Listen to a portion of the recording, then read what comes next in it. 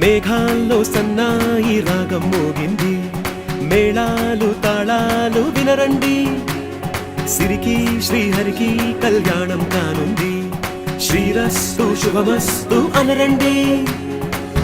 అచ్చతలు గంటో పెళ్లికి అర్థం చెప్పారంటూ, మెచ్చదగు ముచ్చట ఇది అని సాక్ష్యం చెబుతామంటూ, జనులంతా జై కొట్టేలా జరిపిస్తామండి.